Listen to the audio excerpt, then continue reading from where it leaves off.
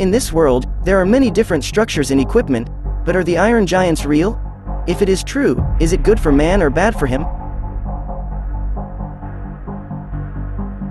What do you think of giants made of iron? Are the towers too tall? Or a very large and heavy human-made structure that is rotating and moving somewhere on the planet? Maybe like these very big and powerful robots that you see in this movie. No, none of these things. Next, get to know the iron giants.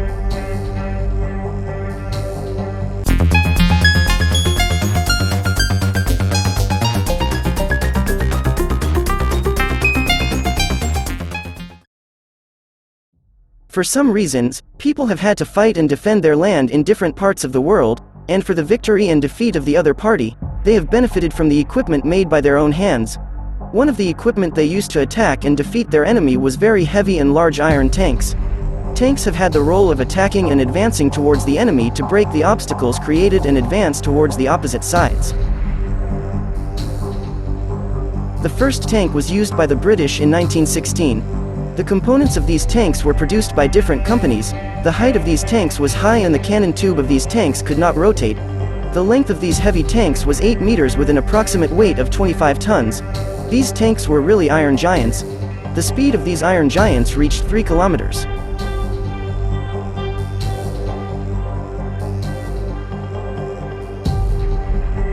In 1917, these tanks were upgraded and achieved achievements in terms of armor, weapons and internal systems. Then, with the participation of the United States and France, changes were made in the design of these iron giants.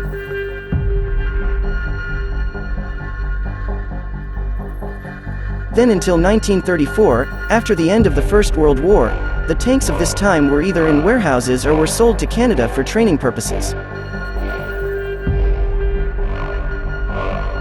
In World War II, a more advanced type of tank was used, again by the British Army. Then, until 1945, important changes were made in the construction of these tanks and they were used in the Korean War, and some NATO member countries bought these tanks. From 1965 onwards, Britain produced a tank called Chieftain, which is still used in the armies of Jordan and Iran. Since 1980, we have seen the introduction of the Challenger 1 tank in Britain and Abrams in the United States, better examples of these iron giants. Then Challenger 1 was upgraded to Challenger 2.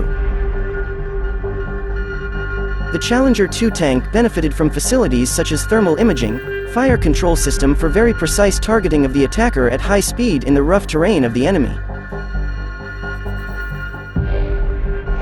Then, a little later, we see further improvements in the construction of these iron giants, such as anti-fire system, laser area finder, thermal night vision and nuclear biological system.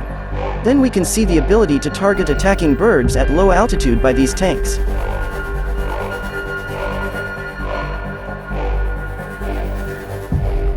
When we come closer to the present time, we see the progress of Russia in the field of modern and advanced tanks.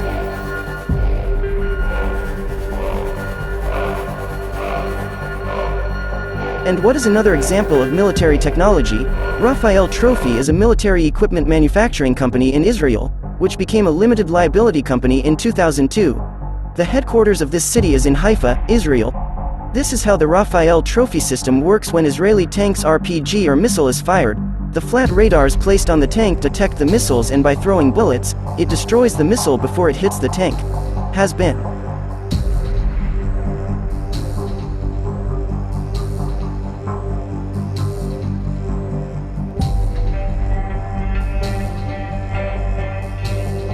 I hope this video was suitable for you. To support us, subscribe to our channel, like the video, and put the bell on everyone.